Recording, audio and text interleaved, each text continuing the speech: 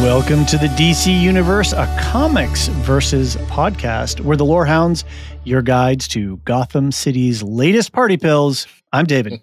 And I'm Jean. And I'm Elysia, and this is our look at the characters of the HBO Limited series, The Penguin. Today we're talking about episodes 2 and 3, Inside Man and Bliss. Check out the beginning of our episode 1 discussion for our spoiler-free takes on the start of the series, what to expect from the show, and how it got made. But today, there will be spoilers for all 3 episodes out so far, so make sure you're caught up before listening. We're going to check back in on especially the 3 main characters, Oswald, Victor, and Sofia. As it stands now, we're planning to come back every episode or 2 to catch up on their stories. And we want to hear what you think about the show as well. Send feedback to Lorehounds at thelorehounds.com. Voicemails also encouraged, or head to our website and use the contact form there. We also welcome you to join the conversation on our Discord server. We have a great mod team and a dedicated channel set up to the Penguin. Links for everything in the show notes. And now, with our spoilers out of the way, let's start to talk about what we thought of these 2 episodes overall. Elysia, you were busy doing some family stuff, and now you're back home. So welcome. Officiating my sister's wedding. Congratulations to her, and congratulations to you. I hope it was a fun activity, hang out with your fam. Yeah, Very well, cool. I mean, yeah, it was a very much more than a fun activity. Busy? It's a major life-changing event. Although, to be honest, honestly, once in our day and age, what does getting married really change except your tax forms? Yeah, it's true. It's true. But yes, anyway, Jean and I'm sorry, what was that? it was a big success. Good. Great. Good. Jean and I got to talk about episode 1 the other week, and then we were like, oh, we got to wait for Elysia because I know you're excited about this show. So give us your full spectrum takes on all 3 episodes up until now. And again, spoilers. So if you haven't seen 1 through 3, we're going to get in deep here. So. Yeah, as I said in my voicemail about the first episode, I really thought it was a strong opening, especially that first scene where, we see him meet someone that I assumed, based on the casting, was going to be a major character. And then he just kills him because he laughs right away. And it's like, so you learn so much about Penguin in this, about Oz, I should call him, because only Vidi calls him Penguin as as part of insult. And yeah, and now we've seen that understanding evolve, and I love all the parallels that they're drawing between, especially Oz and Sofia, but also about how Oz sees Victor as a younger version of himself. And I love how Victor is like the wild card here, because we don't know, especially since he, as Jean pointed out in the last episode, he got that Robin introduction, from the comics. So we don't really know which side of the fence Victor's ultimately going to wind up on. And yeah, it's definitely, I'm glad we're doing this as a character study, because like this entire show, that is the strength of it, is these 3 characters and how they interact with each other and the people around them. And I can't wait to keep seeing that evolve. Jean, what do you got? Episodes 2 and 3? I mean, I think I said something on the Discord akin to lies, and more lies. How does it catch up to Oz, and does it catch up to him? You know what I mean? This guy's a hustler, and he's hustling everybody around him, and probably even hustling himself a little bit. And I am so keen to find out how this all plays out, because it's fascinating to step into a show and just see somebody just trying to read the chessboard and make moves as things are being thrown at him. I think he tells Vic on more than one occasion, this is the game. You got to think quick. You gotta get yourself out of the jam fast. You know what I mean? So watching him do those calculations, it's really, really, I'm really enjoying it. Right on.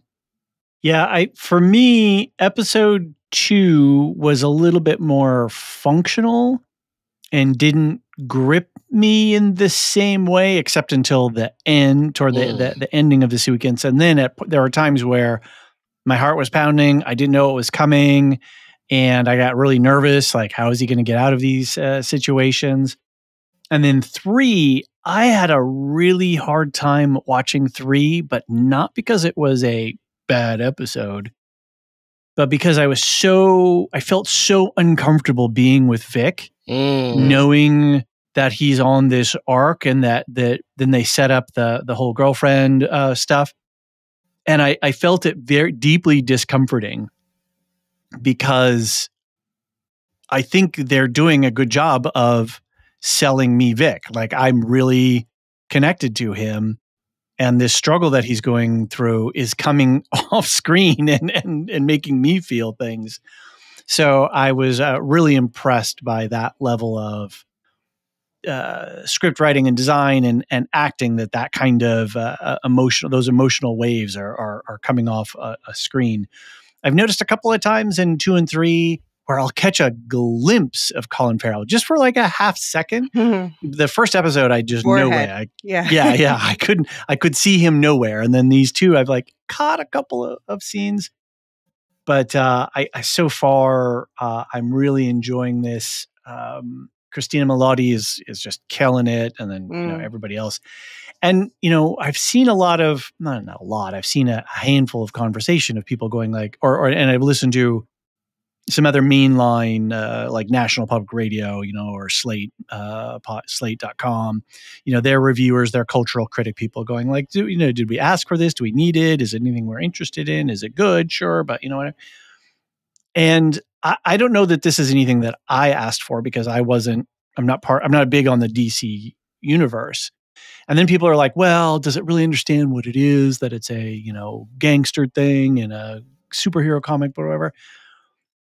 To me, I know, Jean, you're shaking your head. Yeah, I'm with the faces that Jean's making represent my feelings. So am I. So am I. I am absolutely, I don't care what alchemy this is, but it is working for me on every level. And I kind of love the fact that somewhere out there in this universe, there is this, superhero stuff going on. But this is every, at other levels of a superhero story, there are characters who are doing other things simultaneously, right? And then that we get to hang with somebody like Oz and go through his machinations and see up close what a criminal underworld, operation sort of looks like from a management level. It's just working for me. And so I love the production design, the values, the acting, all of the actors that they picked for everything. It's hitting a sweet spot for me, and I'm just very happy with it. Yeah. I mean, to be honest, well, first of all, I'm starting to like get a pet peeve with people in general being like, who asked for this? Who cares? Right, exactly. What does that mean, who asked for it? Watch it or not. Right. Watch it or not. But honestly, Jean and I have differences in opinion about the movie The Batman. Which I've yet to watch yet. It's on my list, but I haven't gotten around to it yet. Let me know when you watch it. I got Rings of Power just finished. Like, I've been busy. But so we represent the full spectrum of engagement with that film. But, when I came out of The Batman and the second, I rewatched The Batman then before this show started too, just to like refresh my memory. And both times I walked away with, like, even before this was announced, I was like, I would love for them to do a spinoff with the Joker. Oh, sorry. Why do I keep saying the Joker? I would love for them to do a spinoff with the Penguin. So I asked for this. Okay, so you asked for this. Thank you for asking, because we're going to all benefit from it. So yeah, I appreciate it. Well, let's work through our 3 primary characters. We have Oswald Oz Cobb, Victor Vic Aguilera, and Sofia Falcone, the Hangman? ... question mark. I have questions, but you guys will... She says she's not, whatever that means. That's what I'm saying. I don't know what's going on. Elysia, where are you with Oz, and especially these last couple of episodes? How are you? What have you been noticing? What are you into with his character? Well, I'll say in general, this show knows how to end an episode to like get me wanting the next one, you know? So I loved the end of the episode 2 was where, you know, Sofia looks at him and is like, shall we team up? I'm like, yes, a team up. And then episode 3 ends with like, you know, he's been playing the Falcones and the Maronis against each other. And we see that blow up in his face at the end of episode 3. So I am hook, line, and sinker, like all in on, oh my God, how is he going to navigate this? And please, can we get the dynamic duo of Oz and Sofia back together? Yeah. So that's yeah. And to riff off that a little bit, there's that great line in the movie Heat, and I'm trying to remember the actor off the top of my head the actor who says this line. But he says basically, it's the juice that's the action for me. It's not that we scored $1 million and what have you. It's the act of doing it. And I don't wonder if that's what Oz really enjoys. Yeah, he's got aspirations to be to run this city. That's the goal. But I really am feeling that he's having more fun doing, trying to achieve the goal than actually when he does achieve the goal. That I don't know that he'll enjoy it that much. I don't know, Jean, if that. No, it kind of makes sense because, you hear the axiom, it's not about the end results, it's about the journey. So yeah, right. So you get that sense from Oz. The thing is, in this last episode, to Alicia's point, this was the first time that I felt that he made a critical mistake by leaving Sofia. Yeah, why? Don't leave Sofia. Why? Right. This is the first time that I felt in the first 3 episodes, watching everything that he's done, all the manipulation, all the moves that he's putting on the chessboard. This was the first one that I said, this could be a huge mistake by leaving her with the Maronis, because you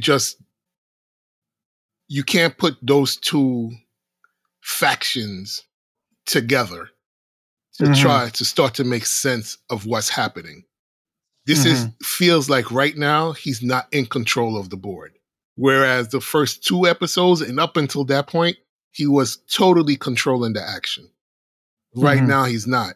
And I'm fearful that this is going to turn into a very bad place for him and for Vic, because they've just set up their 2 opponents, and he put the 2 opponents on the same side. And that is not a good thing.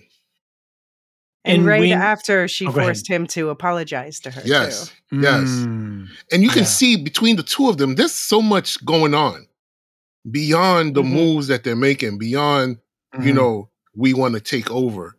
There's so much resentment. There's so much of it's almost like a class struggle. You used to be my driver. Don't think you're on my level. Don't overstep your boundaries. So it's really an interesting play on criminal underworld, where there are these hierarchies, right? And we're seeing it play out in 2 people who have been under the hierarchy. Like Sofia's being told to get out. You have no place here. And she's looking she blinks her eyes and says, "Oh, thanks, sweetie." Yeah. Right? and she's looking at Oz like Oz is the one who really has no place here. So there's a lot of tension and a lot of unspoken things going on between the 2 of them that has a lot to do with like criminality and just, real gangster street shit. She even dings him at one point and says, "You're not even a made man." Yeah. Right? You're not even you're not technically part of the family. Yeah. So, what are you doing here? Back to the Oz and the juice is the action. And of course that's Tom Sizemore playing Michael Chirito in the movie Heat from 1995. When Pacino says to him, not Pacino, Robert De Niro. De Niro says to him, like, you're in or you're out? And he says, for me, the juice is the action. And there's right after he shoots Falcone, the younger Falcone, the new mob boss, Sophia's beloved brother. Yeah. Sophia's beloved brother. He's like full of elation and emotion, and like, you know, he enjoyed doing it, right? Oh yeah, he's a psychopath. And then the realization dawns on him, like, oh shit, now I got to clean up. This is going to be a mess. But then he just goes about doing it in a very workmanlike attitude. And then after Vic crashes the car and rescues him, he's elated. He's like, you know, do you feel it? Like, you know, this is an exciting moment. We're in it now. And he's happy that they're in it. He's happy that there is chaos happening. So Vic, not so much. I think you feel bad for Vic. You feel bad for Vic. Yeah. But should we feel bad for Vic? Well, we'll get there. Mm-hmm. So, Elysia, you have a note here about his Oz's brothers. Yeah. So, I mean, just because obviously, Jean, you are the expert on the comics here, but he kills his two brothers in the comics, right? Yes. And so now all we've just heard reference to, they seem to have died at the same time, or at least they had like a co-funeral or something. So now I have to wonder, in this version, did he kill them? Yeah, there's so many questions here because this is an Elseworld story. So we don't know how much they're taking from the classic, you know, DC telling of the Penguin's history. So I urge everyone to hold on a little bit because you want to make a correlation between what you know of the character. But again, this is not that character, right? This is not the character from the DC main universe that we all know, that, you know, most of us read or seen somewhere or encountered before. This is a new take. So how much are they going to bring in the previous history, his previous biography into this remains to be seen. But yes, he did kill his brothers. You think this version did? Yes. I firmly believe this version killed his brothers too. Yes. I think I'm waiting for the moment when that story element comes out, and I'm really anticipating the showrunners. Maybe I should be careful about what I wish for, because if I wish for it and it doesn't meet my expectations, then I'll miss it for what it is. But I do want to. I don't know. I want that to pack a punch when they do wallop it with this. I don't want to see it coming. Right. I want to see it from across screen and just smack me in the side of the head and just have me going, whoa, you know, this character is wild. And then does his mother know if he did kill them? Because she's certainly devoted to him. Right. I would guess not, but I mean, she has dementia now, so you have to wonder what her mental state is overall, because they've painted a declining picture of it. So, and to the point that he's paid somebody to be a distant minder, like to be across the street, like watching her, kind of situation. And I just have to shout out Deidre O'Connell because she's great. She's really riveting for me. I watched her in the scene when, you know, she's on the sofa and, you know, just shaking, right? She has the shakes, she has the shivers, and it's just so powerful to see. And then he puts on the record and they dance. And it's like, you know, I don't know for anyone who hasn't been around someone who suffers from a debilitating, you know, illness, but it's something to witness when they come out of it for a moment. Like it's just like a slim glimmer for a moment. They're the person you kind of remember them as being, and she captured that in that moment. And I was really, really, you know, impressed by her character. I think she's doing a great job, and she's so menacing. Like she's a menace. She's a menace. What did she tell him? What are you, a pussy boy? Like, what kind of mom? What is going on here? It works though. It works because that's when he's like, you know what? You're right. I got a new plan. Yeah. So I just looked at her IMDb or her Wikipedia page really quick. Yeah. She's been in over 40 films and about half as many television shows. Wow. And she has been working steady since 1987. If you look at it, 87, 88, 89, 90, 90, 90, 92, 92, 92, 92, 92, 93, 95, and all the way through up to 2022 with a little, COVID, thing. This is a working actor who knows what she is doing on screen and how to work with the camera and how to work with her script and how to work with other actors.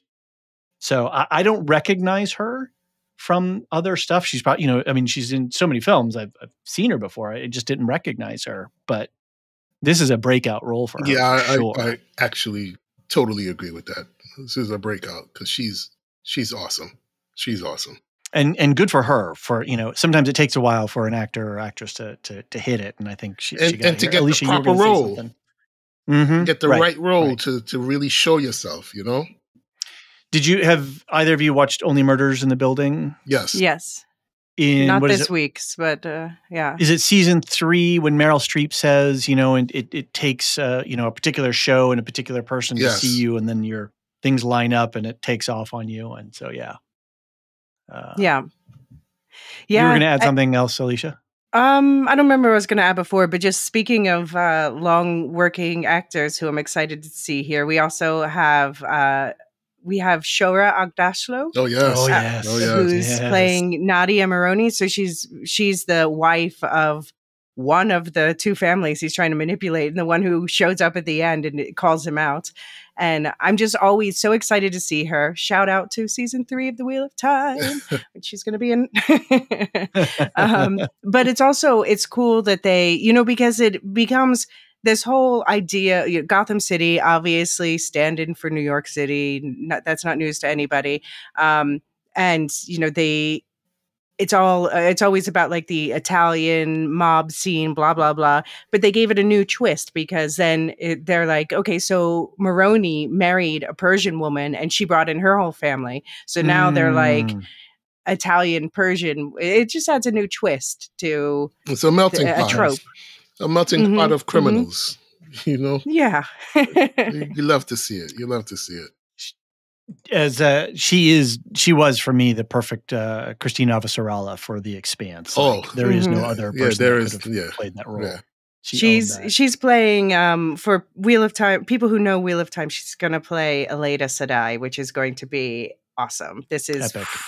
This is I can't say anything about the character, but she's a badass. Let's say that. Well, she certainly shows up as a badass in this episode. Yeah. The way she kicks open the door of the car and just like, hey, who do you think you are? You know what I mean? Who do you think you are? Don't mess with my family. Yeah. This is not going down the way you thought it was going down, bro. So Can we segue really quick on the New York City of it all? Because we've all lived in New York City. Jean, you're still here. Yeah.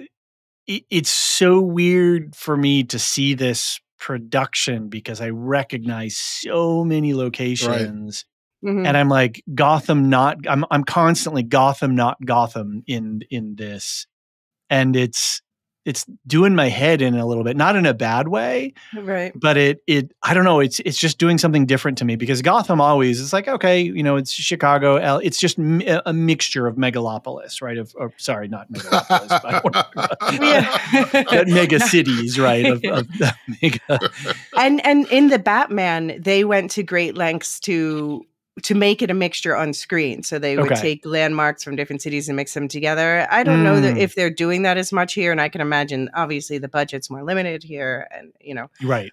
So they might have just like concentrated more in New York. But yeah, I mean, there's straight up some places like that FEMA camp. Where was that, Jean? That's out at the Industry City. And, like I've walked, I've stood exactly where their cameras were filming. It's or on part of the BQE when it goes through Yes. Dumbo. You know, I used to work in that area, so I know exactly that twist of that. You know, it freaks me out every time I see it because I know it's not supposed to be Gotham. It's a great. I mean, visually, I like the darkness. This is something that I enjoy. This is a part of cinema that I enjoy.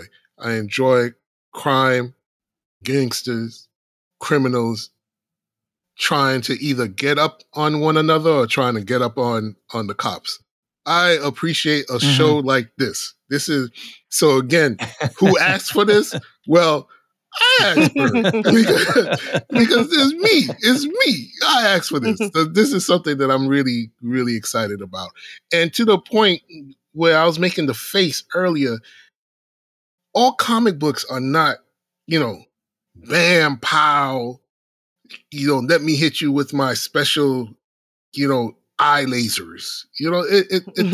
There are so many different takes on superheroes and crime, and some of them are gritty. Some of them are not at all for Saturday morning viewing or reading to your 8-year-old. So there's a plethora of stories out there whose tone is just what we're seeing on screen. So I wish people would take out this idea that, oh, this is a comic book, but is it really? Yeah, it is really a comic book adaptation. It truly is. There are no superheroes. Like Batman, from where this story is taking place, right, has no powers. Absolutely nothing. He's not lifting a car up and throwing it halfway across the United States of America. These stories. He's a flesh and blood man. Yeah. Right. Who bleeds. Yeah, he's just a regular old human being. He can be shot. He could be stabbed. So can his counterparts that the arch nemesis that he has, the villains that he encounters. Many of them can be shot, stabbed, or beaten into a coma, right? This is the story. So the idea that because it's gritty and it's dark and it's devoid of superpowers, is it really a comic book? Yes, it is. It's a comic book adaptation. And I just wish that the people who talk about this stuff would do themselves and the audience a favor by actually exploring comic books. Because not everything is, X-Men and Avengers. Right. Thor and all that stuff. And that's interesting. And maybe that's part of the alchemy that's working for me is that this is grounded. That we're not seeing lasers and spaceships and magic hammers and that kind of stuff, but this is a very grounded world. Elysia, you were going to say something. I was just going to say that I am not usually one for like the crime dramas. I still haven't watched The Sopranos. I'm going to do it. I know that this is one of these shows. But it's not, this is... I've watched the first season of The Wire, and I intend to get back to it. I think I might like The Sopranos better, even though I haven't seen it yet. The Wire, I'm sorry, the first season I struggled. I think it's a good show. It's qualitatively good. It's just not the genre that draws that you enjoy. Attracts me. Right. So the fact that this show is speaking to me, I think that says something. It says something about the depth and complexity and variety of the characters, because that is what's sucking me in. It's the characters and the acting, and it looks great.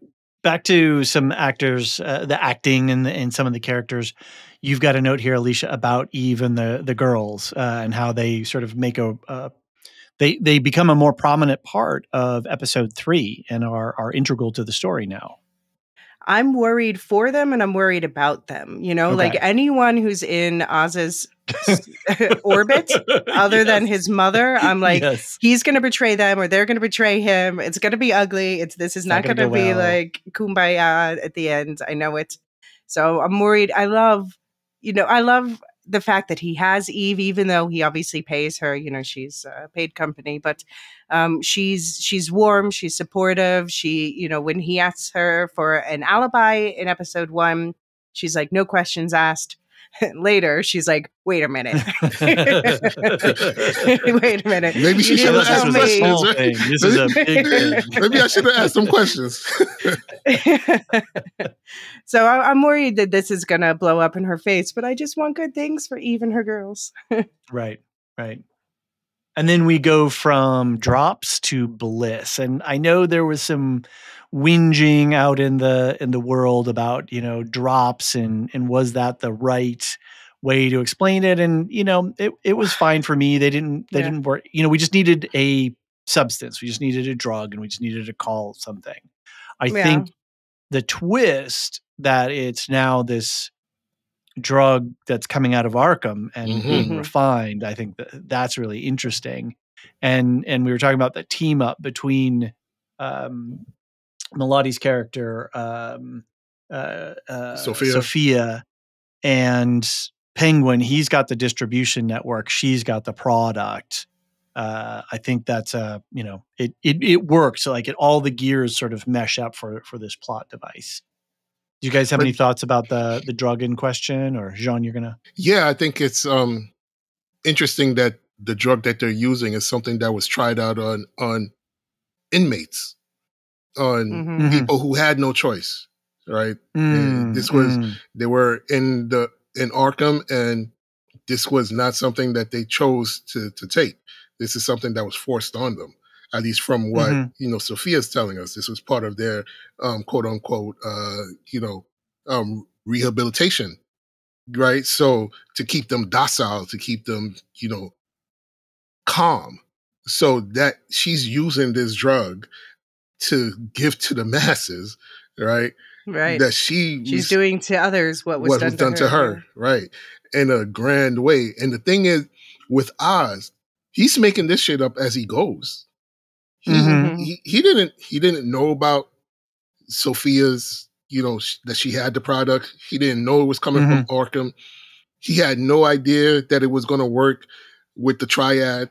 He's just going along and trying to make everything by sheer force of will. Like, I'm gonna, the people that I deal with are so crooked that I can appeal to them by lying, and a lie will get me exactly what I want. This is the opposite of what you tell yourself, what you tell your kids to do. This is the opposite of this is totally not the morality that we expect out of our heroes or anti-heroes. He is saying to you, to me, I'm going to lie through my teeth. I'm going to stab, shoot, and I'm going to climb over everyone to get to where I need to be. And are you okay with that as a viewer? Because I'm rooting for him. Am I? Right. What does that mean? What does that make me? You know? I want to see him win. And what does that make me?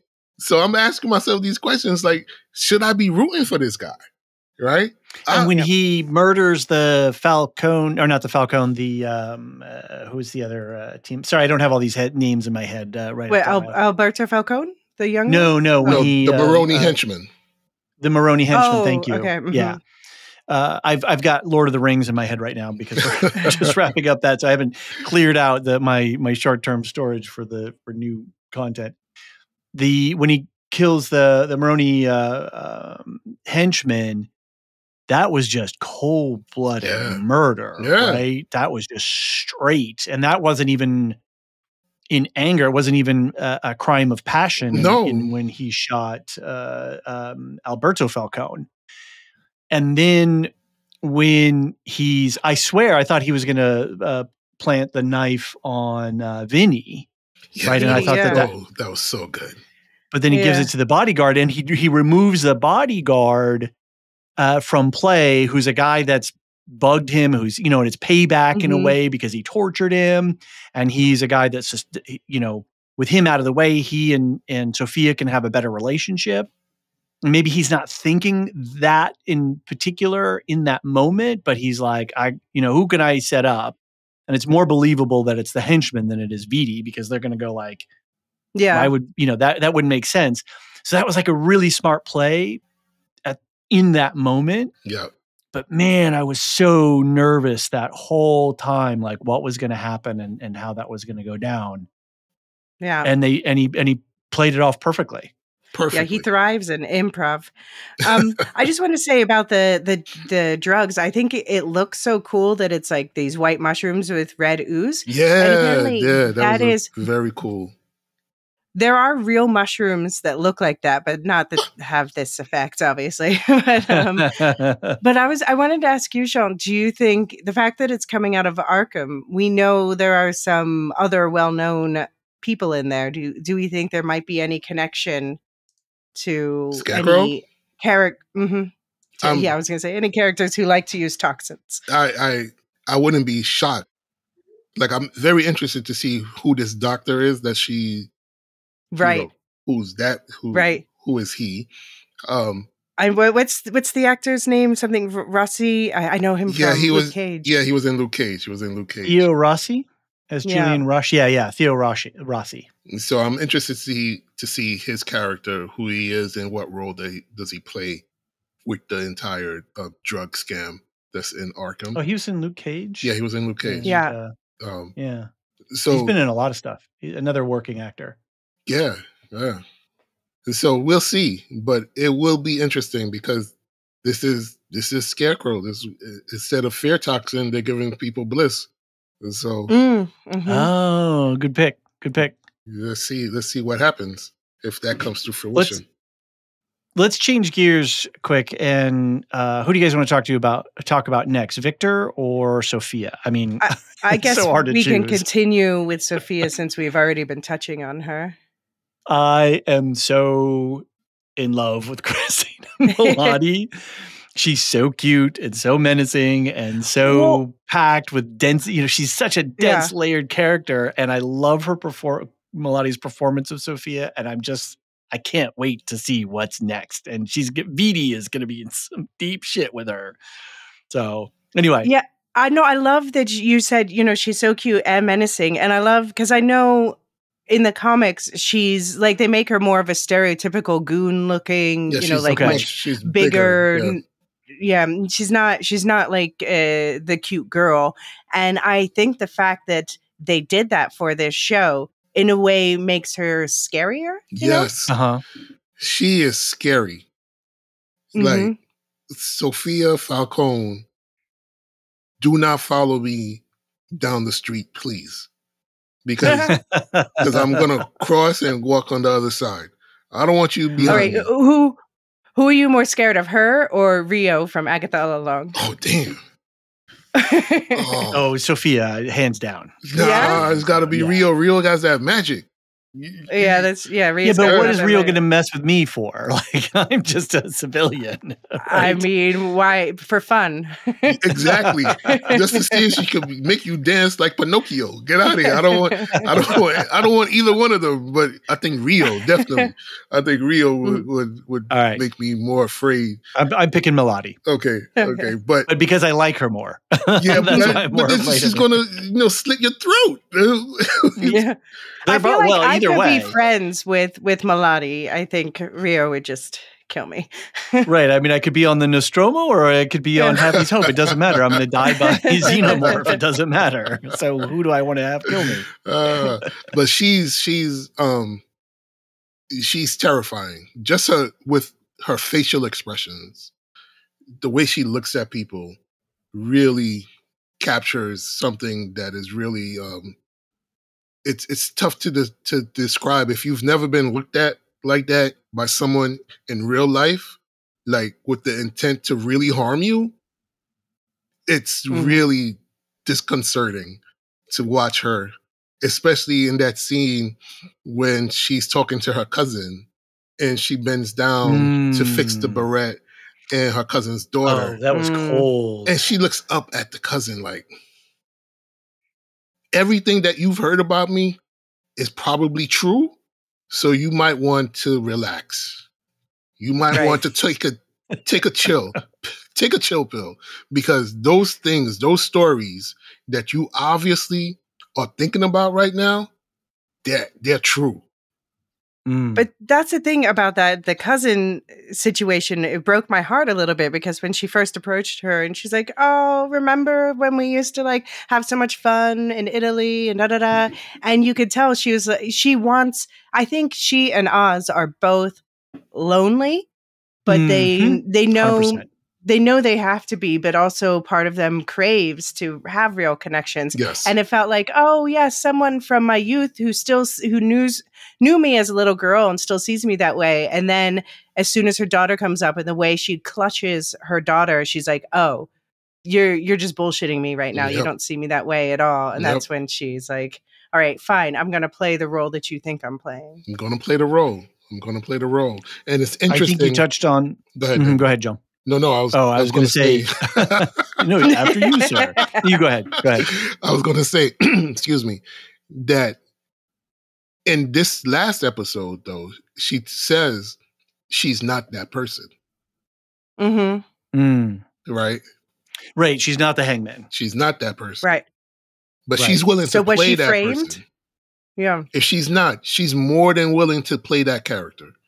To either as a defense mechanism or as a way to just tell you to back up. She's willing to play that character.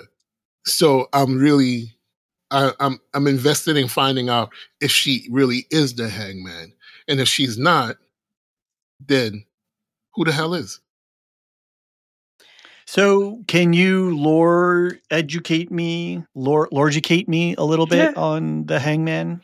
So in the comics, she takes on the moniker of the hangman after the Long Halloween. It's a comic book. It's a Batman story where her father is killed. And she comes back. She pretends to be paralyzed. She's not paralyzed. She becomes a serial killer called the Hangman. And the story ends with her being killed, actually. So that's the grid of it. What's behind big spoilers here for the comics? Why the hangman? What does that mean? What's the meaning of the word hangman as her sobriquet? She just took on the moniker because it was one of the things that was did she hang people, or did she use the symbol, or she hung people and she stabbed them? Okay. All right. So, but there's no other. There's really no other.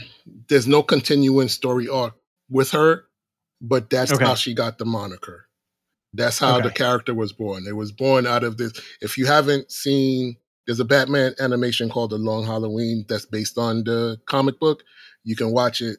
The animation is really great. The story is great, but she comes out of that story with her father dying, broken, and takes on this moniker to get vengeance on the people she feels like of Gotham, basically, and Batman. And so, I mean, I get the impression that we know there's been killing of women because we saw that in the movie, The Batman.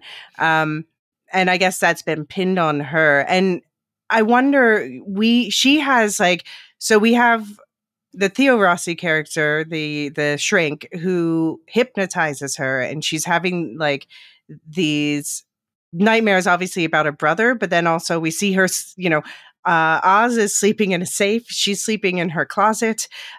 She's having bad dreams, and she's waking up scratching at her neck.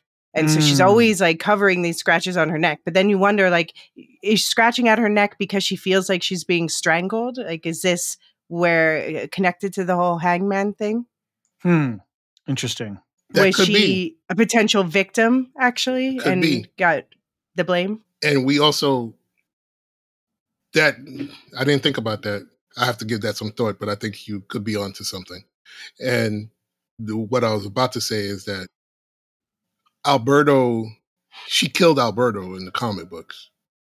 So definitely not here. Right. Yeah. No, but it's interesting that in both in the comics, both Penguin and Sofia killed their siblings. right? For different reasons. Because one, Oswald's brothers were just, they were terrible to him. So that was like an act of vengeance. But I think she killed, if I remember correctly, I think Alberto was also a serial killer. And she and her father found out, and she killed Alberto, if I can remember that correctly. But I'll double back I'll double back in the Discord and just to wrap that up. But she did. Yeah, here he's the only one who apparently visited her in Arkham. So it's that tragedy again of her loneliness, but also what's she gonna do? She's not gonna like her family, the way they treat her. Uncle Luca is in charge now. He's trying to send her off to Italy. No, nobody's, right. Or to, as Vidi put it, you either go to Italy or we'll say you went to Italy. Right. Right. Which is a pretty serious threat from him. And, there's no ambiguity in terms of what that means. But then that's pretty dangerous for Vidi to do because, he's a made guy, but you can't go killing family members like that, not without permission. I mean, her father's not there. Her brother's not there. Her uncle clearly doesn't care. Her uncle doesn't care. Still. She's on her own. She's on her own. Yeah. Yeah. She's on her own. And she's not going to forget that comment. Oh, no. Oh, no. Yeah. Oh, no. Oh, no. But it does seem like she had a questionable relationship with her father, we found out in episode 3. She was like, yeah, I wasn't super sad about him dying either. Mm-hmm. So I'm really curious too, and I think we're going to get this from the show, is digging more into the backstory between Oz and Sofia. So he was her driver. He said or did something that facilitated her being institutionalized. But at the same time, like you said before, Elysia, which I think is a really good point, is that they're both lonely. We see Oz sleeping behind in a safe deposit room, right? That symbolizes that he's alone. Who does he have for companionship? Somebody that he pays for their companionship, and that obviously this loneliness, I think, forms the basis for his relationship with Victor. Mm-hmm. But this wounded, this bruised relationship that happened between Sofia and Oz is really interesting, and I'm really curious as to what he said or did, or what actually went down that caused that. He had to sort of, to get close to her this last episode in 3, he had to be authentic and sort of say some stuff within the lies, within, all of his big play. So we get there partially, but I still really want to know what really happened, because we know that Oz is not a reliable narrator. He's not a reliable source of information when it comes to this kind of stuff. So again, just like Oz's relationship is his brother's, I want to expect the unexpected punch from the other side hitting me again from what went down between them, because I think they formed a bond when he was her driver. They have a friendship. There is some affection there beyond just the fact that they're both sort of lonely in this crime family. Yeah. Yeah, I don't want their partnership to be over. That's why I was so mad at him for leaving her. Exactly. I like their partnership. I think a lot of people on our Discord too were like, "What? No, go back! No, forget her. Don't leave, Sofia." And they just finally got to a good place with this whole Bliss thing, where they got the triad partner buy-in. And this is where, because there is this jostling between them in power, where Oz is like, I want to be partners. And she's like, no, I'm in charge and you are my second. And this is how, and it's true that other people respect her more because she's part of this, the family. Right. She's made, she's a family member. Yeah. He's not a made man. But then Oz does come in with the valuable intel about Johnny Viti having the affair with Uncle Luca's wife. So they're able to blackmail him. And it's just, so many like powder kegs just waiting to explode in this story. Yeah.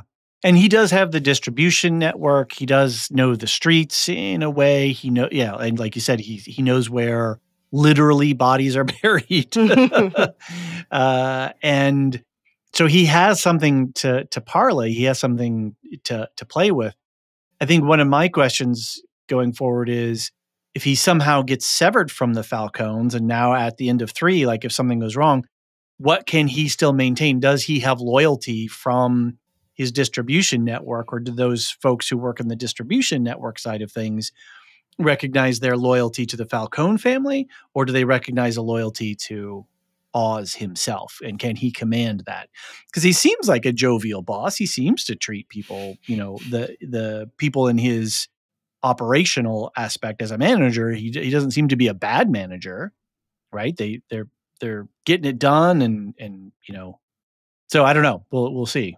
And so I have to ask about our third character, Victor.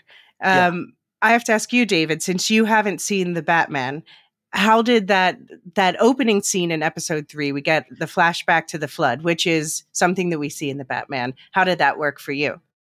So good. It was so good. As I said, I posted this on the Discord too. So in reaction to somebody else, I was confused until I wasn't. Okay. And then when I wasn't confused, I was in awe of what they did. And then how that seamlessly rolls into the storyline with Victor and his girlfriend and family stuff.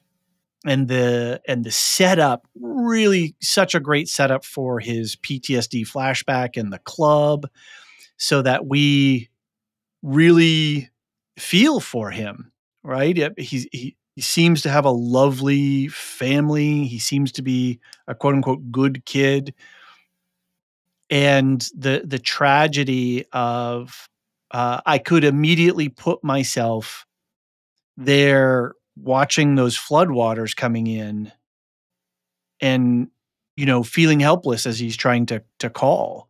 And I think from that moment on in the episode is where I was really feeling that deep discomfort of the journey that Victor is on. It's uncomfortable. And I really do want him to get him. I really do want him to get on the bus, but I also really want him to, continue with Penguin because I want to see this go down. So the flashback was perfect. The flashback, the cold open flashback was excellent. And I want to see them do more of these kinds of little set pieces. I love what they do. I love how they're using the show and the design. Yeah, I loved getting to see more through his eyes, and also just seeing like that whole, because when we saw that flood in the Batman, we're seeing it mostly from the Batman's perspective, who swoops in from his tower of wealth, literal tower, and now we're seeing it's funny that the person who causes the flood is the Riddler, and he does it. He's on this whole mission to punish the wealthy hypocrites of Gotham City. But we see in this that it's the people on the ground who are most hurt. Mm-hmm. Right. Which I think is poignant, and I think it's really well illuminated, right? They really show us they give us a single character to give us the entirety of the pain that the Joker caused. Yeah, I think that's the Riddler.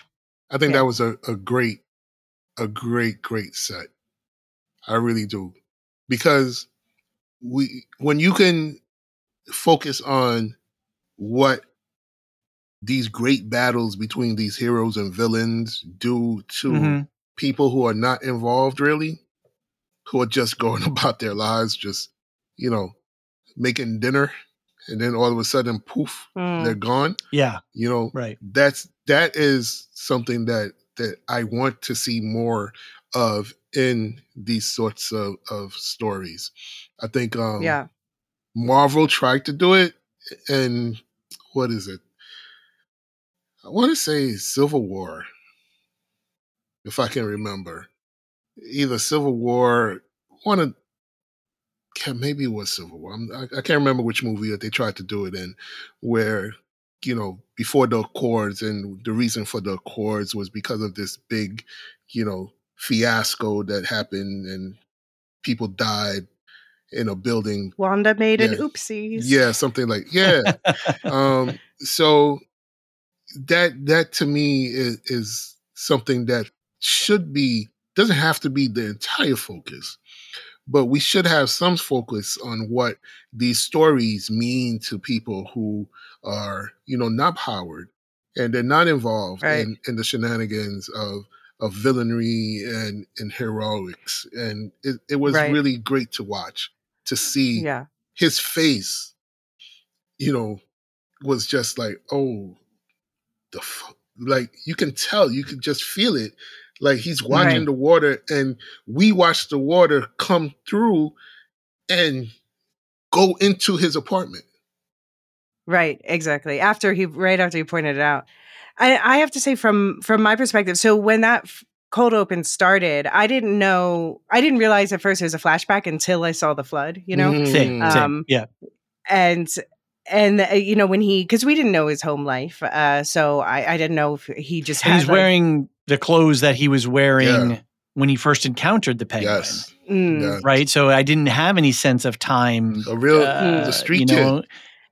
Yeah. But I knew. But from my perspective, that when I was watching this with his family, and he's like, and my life, on a personal note, my life has changed drastically since the pandemic.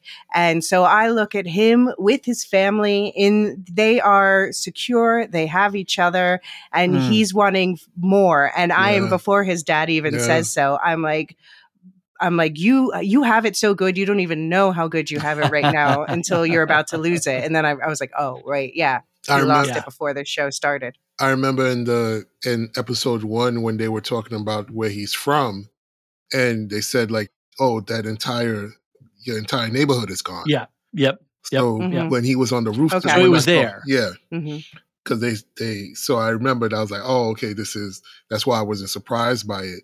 And it's just like, to what David said, he's wearing the same clothes that he had on when he met the penguin. And it's just like when he meets Oz, and it's just, so, when you're out there, stealing hubcaps, that's what they were trying to do, right? They were trying to steal hubcaps or whatever, or take rims, tires or with rims, whatever. And you're living like by this day-to-day, hour-to-hour, minute-to-minute type of existence, which is what he was basically doing before he met Oz, that could end at any time. Like, Oz could have ended that kid's life, right? Mm-hmm. Yeah, he was going to. He was going to. Turn around and watch the sunset. Yeah. Or sunrise, sorry. He was going to do it. And something, maybe because of the disability, like his speech impediment, made him rethink it. That's my thought.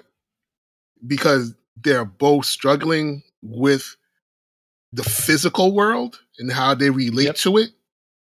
And Oz I think, Elysia, you had made that point about episode 1 with your feedback from episode 1, didn't you? That he sees something in him, right? And I think it's that, in that moment, he's like, I see myself in him, and him trying to get a better place in this world that is not allowing him to get a better place, right? And that's what Oz is trying to do.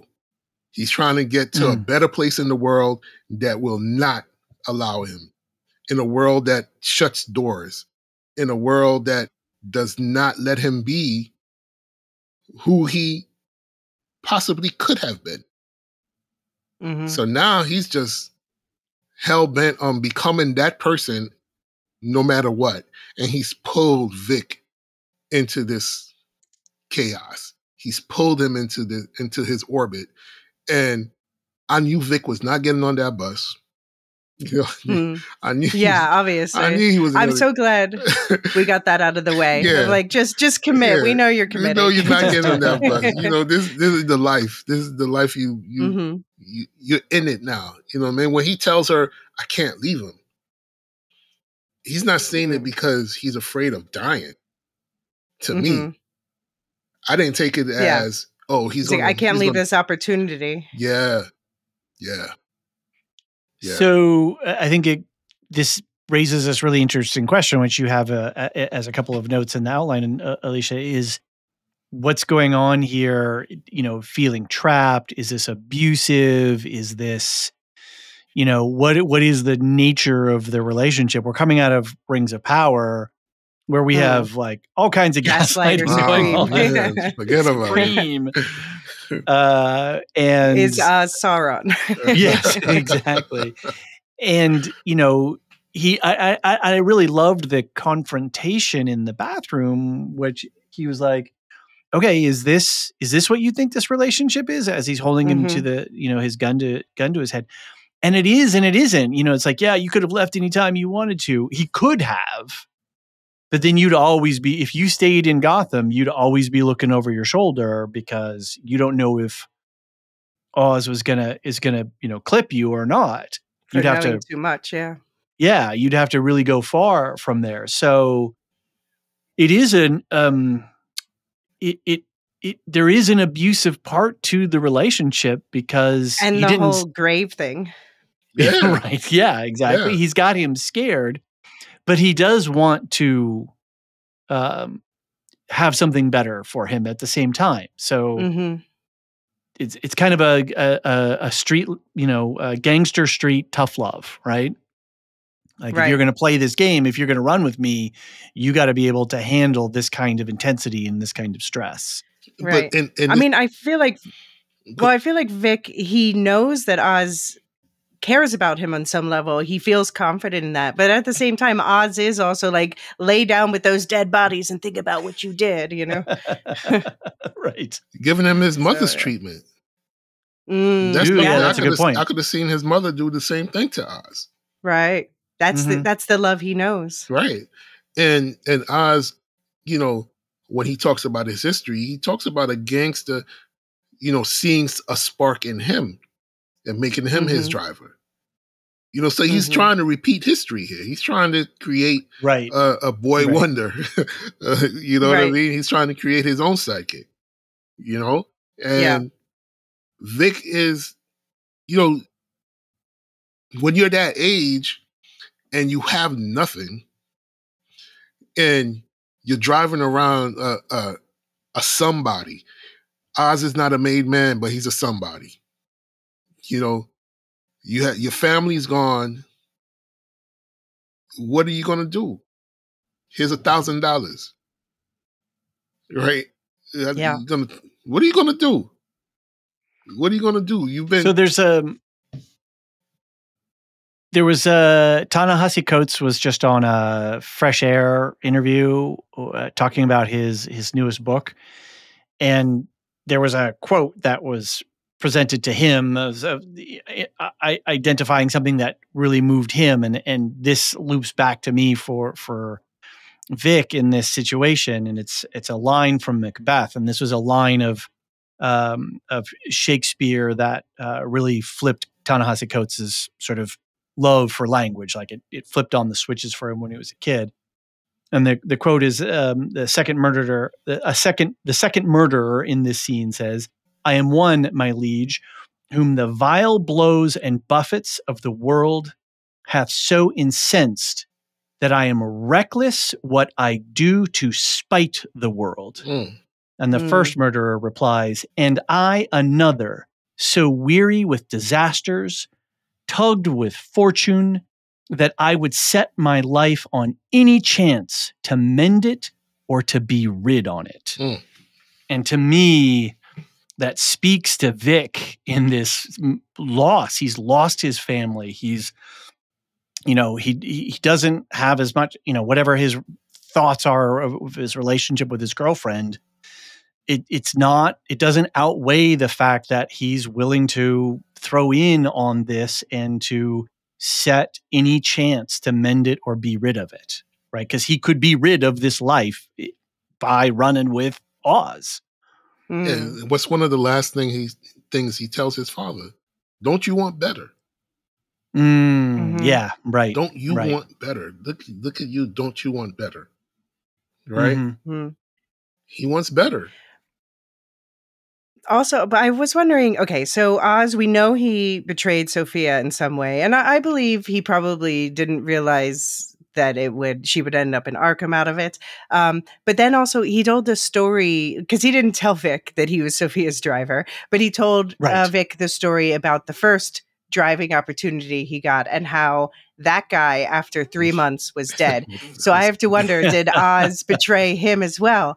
And then, so I started to think, people are always talking about in Star Wars with the Sith, with the rule of two. They're like, why do they keep taking on apprentices that they know are just going to eventually kill them? And like, is that the situation here? Is he taking on someone who might do the same thing that he did to the people who brought him up? Yep. I like it. Yeah. Yeah. I never thought about that.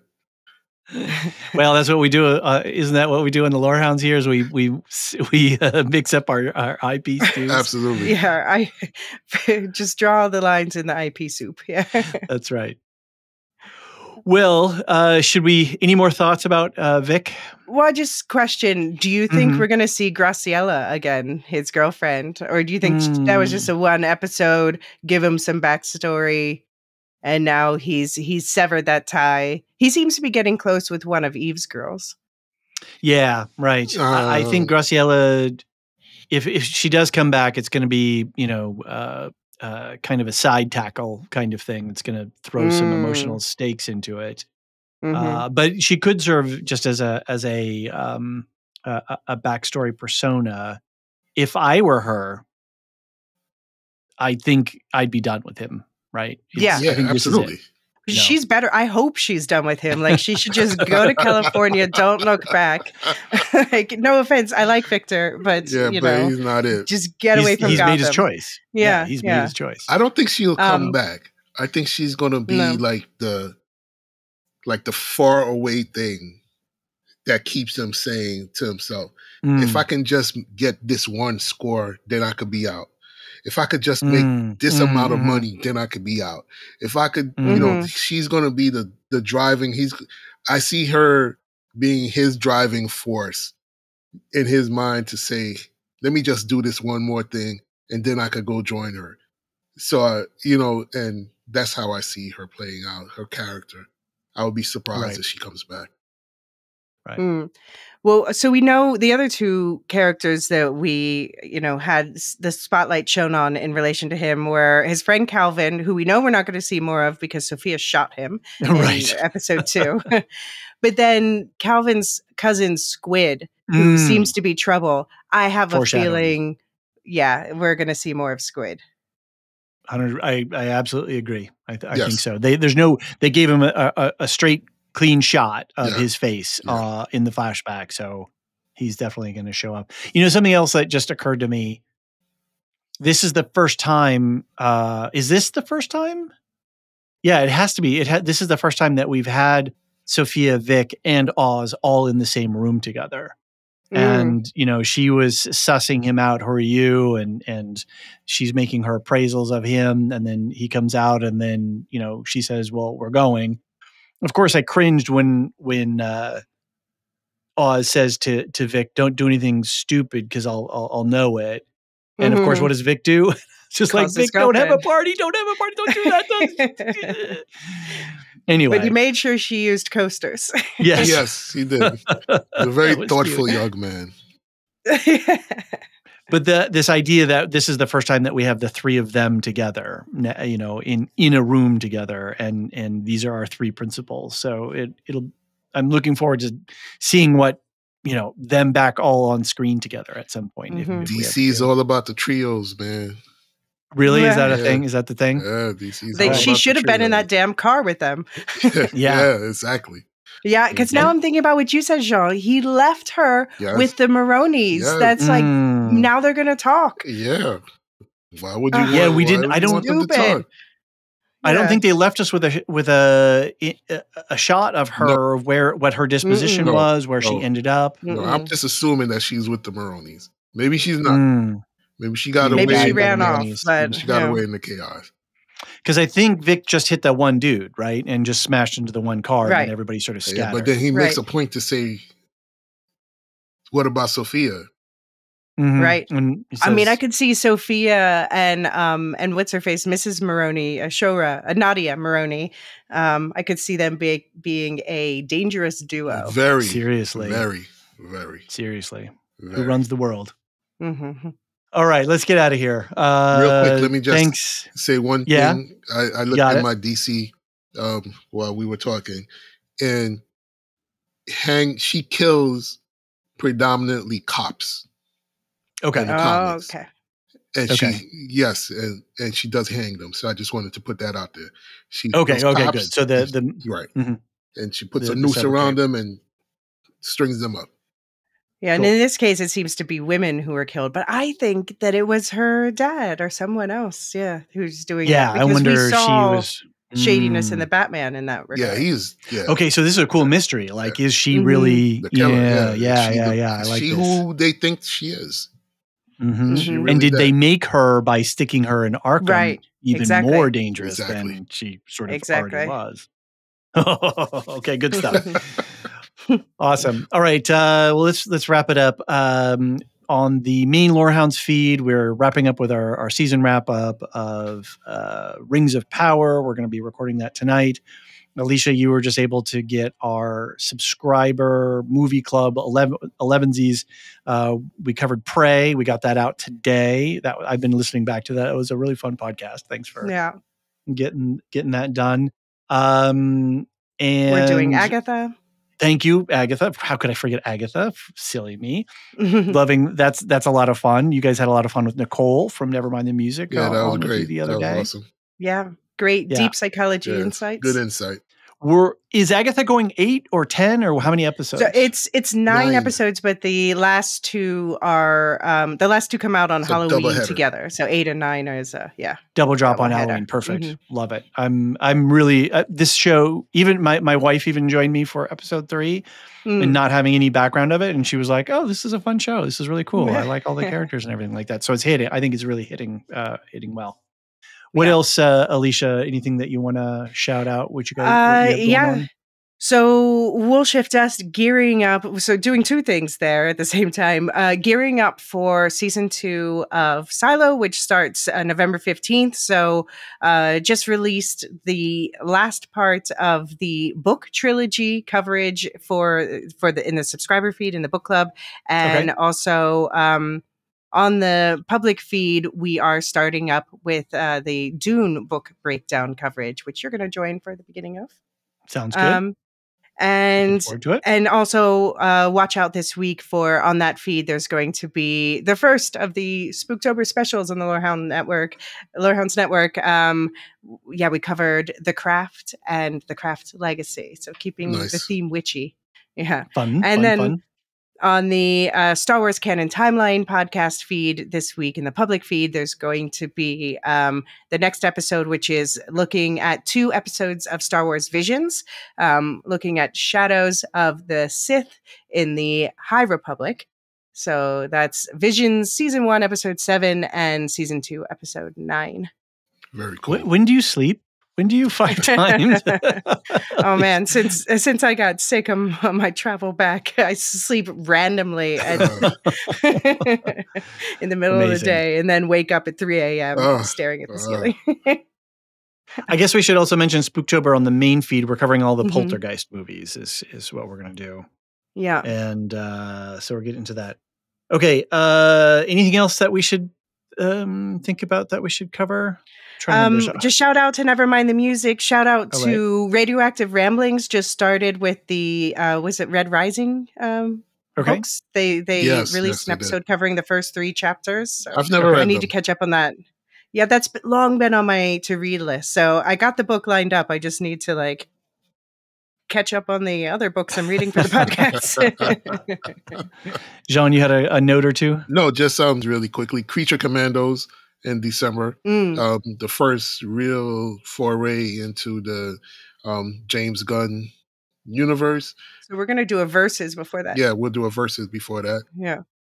All right, quick shout outs to our Discord server boosters, Aaron K, Tiller the Thriller, Dork of the Ninjas, Duve71, Athena Ajalea, Tina, Lestu, Nancy M, Ghost of Perdition, and Richard W. Thank you all so very much for making our Discord server a better place for our community. To our Lore Master subscribers, our top tier subscribers who are our cornerstone of our publishing empire, Samartian, Michael G, Michelle E, Brian P, SC, Peter OH, Bettina W, Adam S, Nancy M, Duve71, Brian 8063, Frederick H, Sarah L, Gareth C, Eric F, Matthew M, Sarah M, DJ Miwa, Andra B, Kwang Yu, Deadeye Jedi Bob, Nathan T, Alex V, Aaron T, Sub-Zero, Aaron K, Dally V, Mothership 61, Gnarls, Kathy W, Lestu, Jeffrey B, Elisa U, Fossey U, Neil F, Ben B, Charlotte M, and Scott F, and Adrienne. Thank you all so very, very much for your ongoing support. We couldn't do it without you. Thank you to everyone who listens, whether you're a subscriber or not. We're just happy that you are here. A reminder really quick, we have a blog. If you're into writing things, go check out our website. Brian just posted a new article about Détente and the Rings of Power, really cool article.